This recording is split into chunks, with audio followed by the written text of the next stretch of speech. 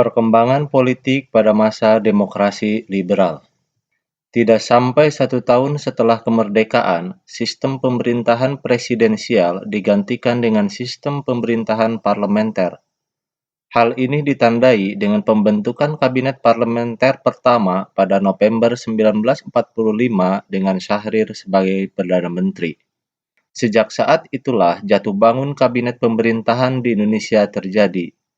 Namun pelaksanaan sistem parlementer ini tidak diikuti dengan perubahan Undang-Undang Dasar.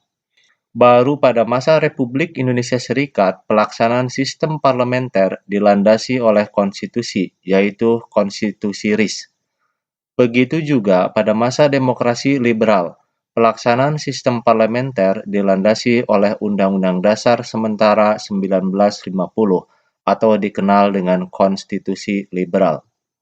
Ketika Indonesia kembali menjadi negara kesatuan, Undang-Undang Dasar yang digunakan sebagai landasan hukum Republik Indonesia bukan lagi UUD 1945 sebagaimana yang ditetapkan oleh PPKI pada awal kemerdekaan, namun menggunakan Undang-Undang Dasar sementara 1950.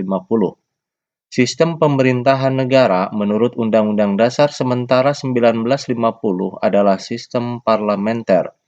Artinya, kabinet disusun menurut perimbangan kekuatan kepartean dalam parlemen, dan sewaktu-waktu dapat dijatuhkan oleh wakil-wakil partai dalam parlemen. Presiden hanya merupakan lambang kesatuan saja.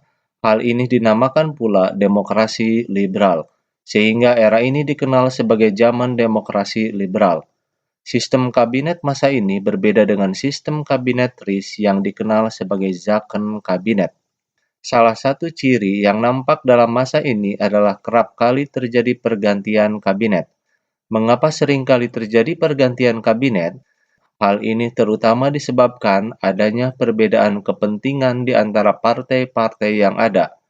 Perbedaan di antara partai-partai tersebut tidak pernah dapat terselesaikan dengan baik, sehingga dari tahun 1950 sampai tahun 1959 terjadi silih berganti kabinet.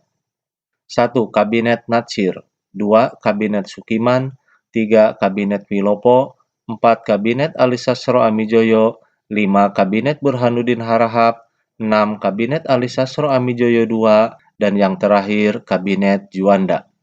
Demikian pertemuan untuk hari ini. Terima kasih, mudah-mudahan ada manfaatnya.